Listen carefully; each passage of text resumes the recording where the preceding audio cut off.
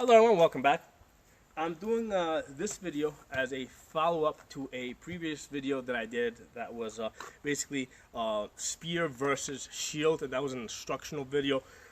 In this video I'm going to show some footage from last night's practice that I went to.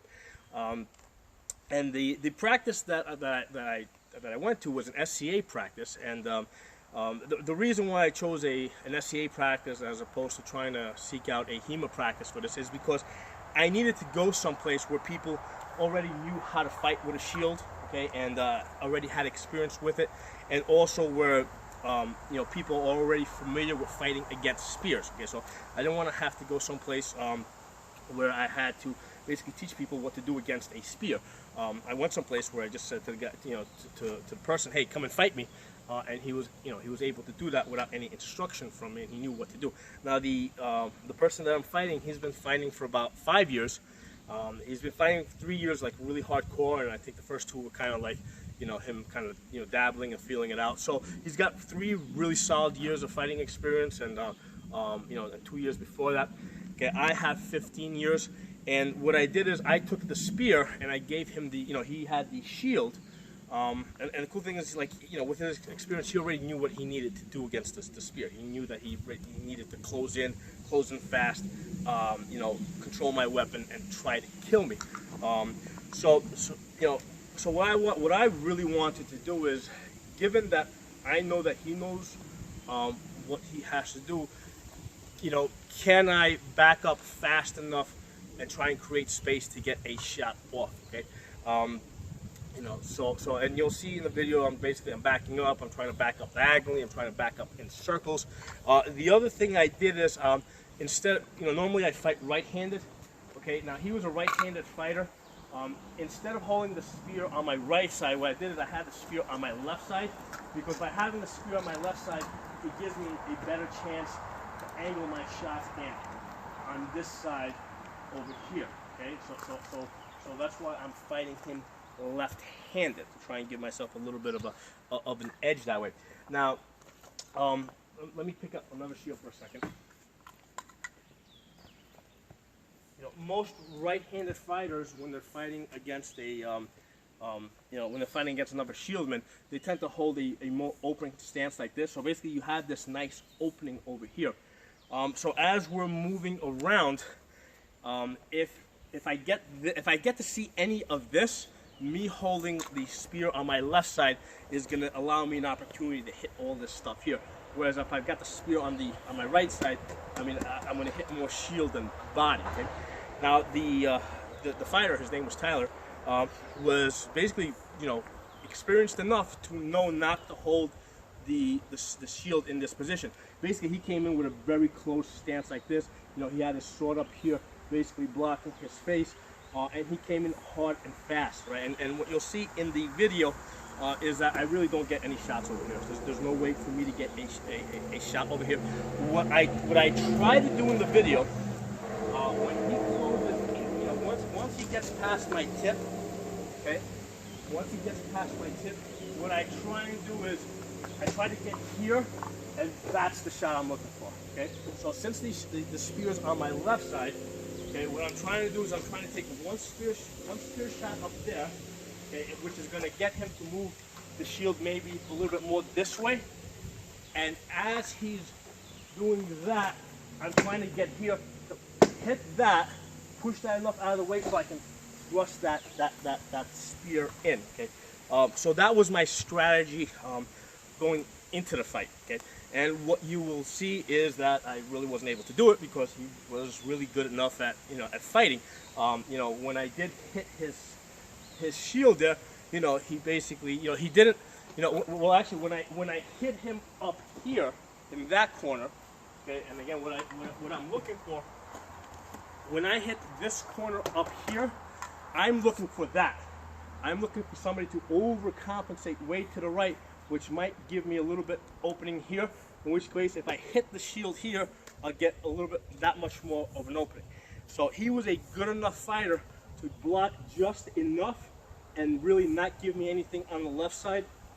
And then basically he just pretty much ran me over. and like I said, he's been fighting for 5 years. I've been fighting for 15 years. So, once he closed in, he had, enough of an advantage with the shield that I was pretty helpless. I mean, I was maybe able to block 1 or 2 shots, but eventually he's gonna hit you. Okay. Now another thing I'm going to mention is that it was 90 degrees yesterday, and with the heat index, it was about 100. Okay, so it was really hot. For that reason, you're going to see in the fights we only do like we only do 4 passes, I believe. Now, prior to this fight, we had actually been fighting for 2 hours, and I had been fighting with the sword and shield for 2 hours before that. And the thing is that, like, I'm a guest at this practice, so I can't just go there and start dictating to people, what we should be doing, and pulling out cameras, and so basically, I went there. I fought. I helped people fight, and then at the end, I asked somebody if they would do this with me. So that's one of the things to understand, that this is at the end of 2 hours, and it's a really hot day. Okay, it was about 100 degrees with the heat index, which is about what it is right now. It's hot. Okay. So that said, let's go into the video, and then we'll talk about it some more. We'll talk about, after the video, we'll talk about what I could have done. Video. No. Yeah. Yeah. Of course, yeah.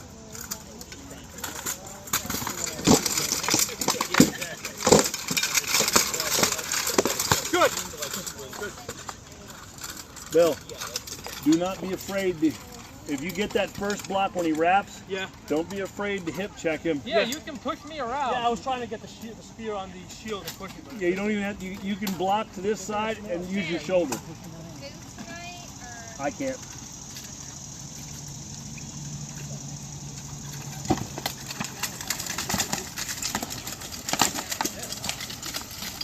Good. Sorry about the corner there. No, everything's good.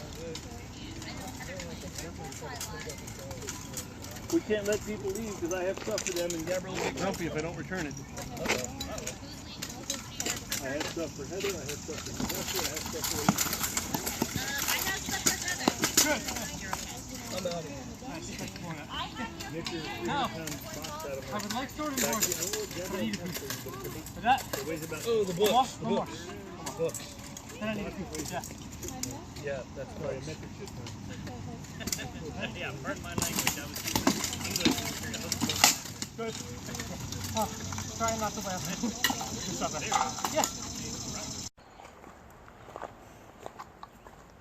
All right, well, welcome back. I want to talk a little bit about that video that you guys saw. Okay, so as you saw, Tyler, he's a great fighter.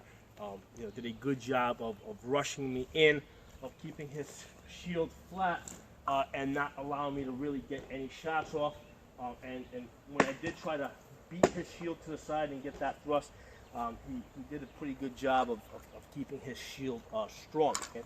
Now at this practice, we don't hit the low legs, but one of the things I could tell you is, I was trying to be aware of his low legs, and it was pretty impossible when somebody, because you're trying to pay attention to the whole picture.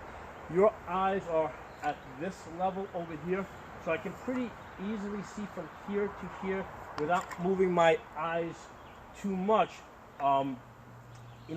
As far as the legs, which are moving really fast, it can be a little difficult to track them. Okay, so I was kind of trying to be conscious about his low legs, in terms of, would I be able to hit them? Now, keep in mind, if somebody is wearing, if somebody's using a heater shield or a round shield, the chances are that they have some type of low leg protection. Okay, even and I talked about this in a previous video, that with this type of a shield, basically the way you hold this thing up with the corners, usually when you hit this, there's always skipping and glancing blows, right? So like if I strike, if I have a shield or a pull up and I strike like this, I mean, even if the shot is blocked with the shield, it's still going to glance down into the legs. So anybody using this type of a shield, or any type of a shield really, is going to be wearing some type of head protection, right? Even if it's like a 1.5 pound nasal cap, you know, that's, you know, I mean, you don't want to get hit straight into the head with that, but it will, you know, it will protect you from glancing blows.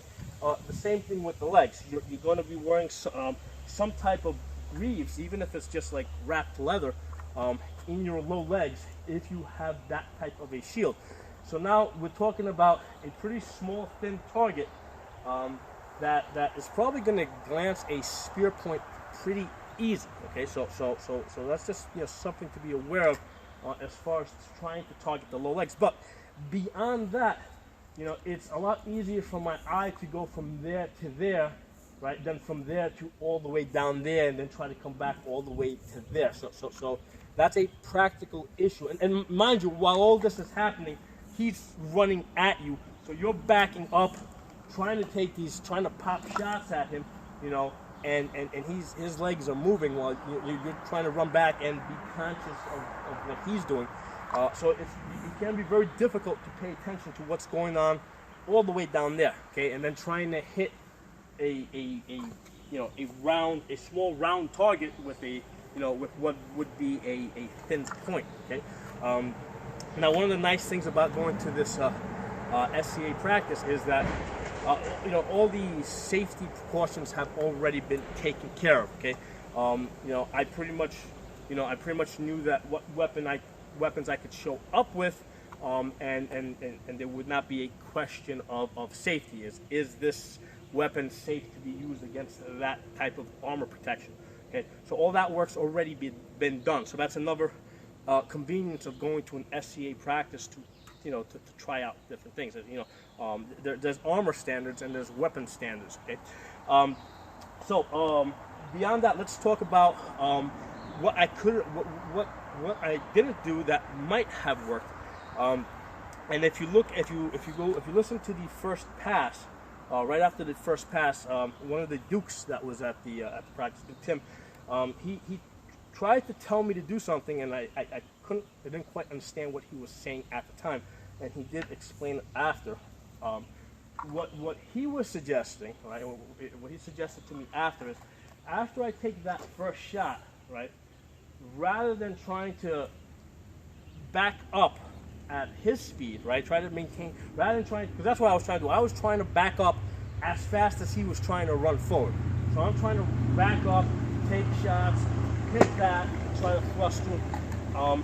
What he suggested I might do after I take that first shot, rather than trying to take a second shot, which has an even less chance of hitting when he's holding the shield that flat and running in that fast on me, what he suggested I do was close in, okay, and basically hold my shaft out here, use this part here to protect my head, okay.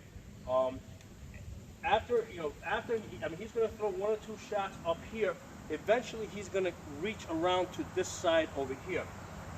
As he reaches around to this side to try and throw, a deep Winkerhow, right, a deep wrap on this side, as he throws that wrap, right, what he suggested I do is just body check him, push back on into the shield, push him off balance, and then basically take the shot, okay, wherever the opening is, because there's a good chance that if you body check somebody as they're throwing a deep a deep shot at you, there's a good chance that you're going to move them and you're going to move their shield out of position.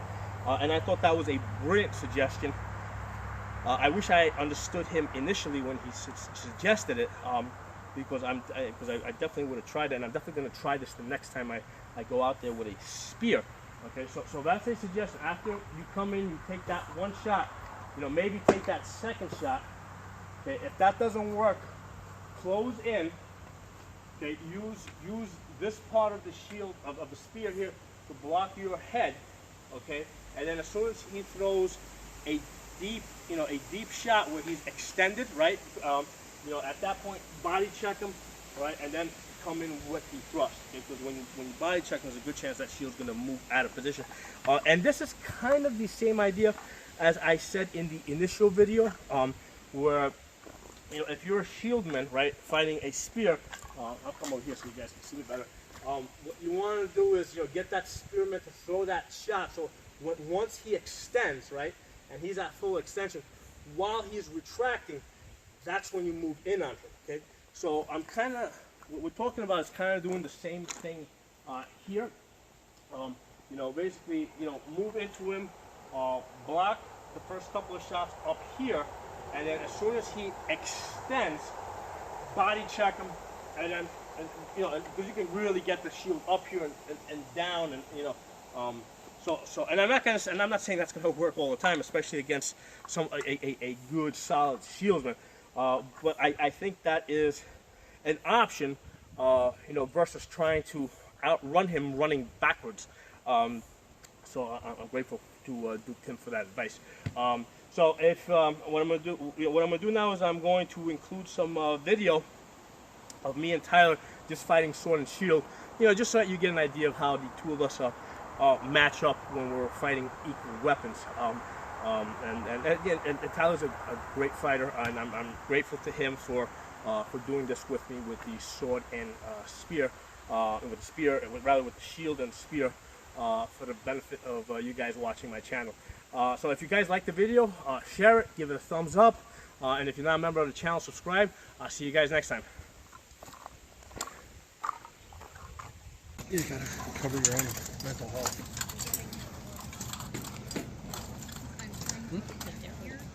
Yeah. Yeah, I don't call people racist and Nazis support actual racists and Nazis. Yep. No thrust seat today? So I think Trump's racist. Yes. I do? Yeah, okay. For now.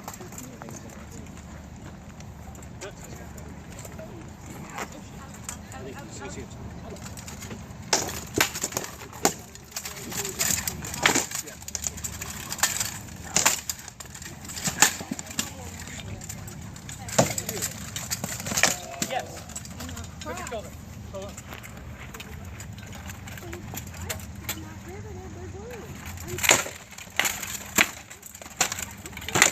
Yes. Through the block. Nicely done.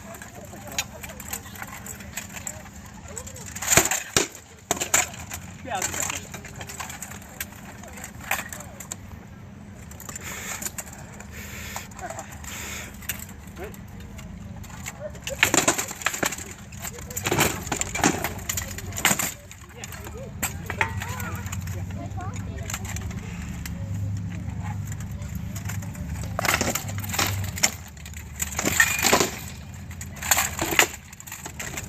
Right. Nice.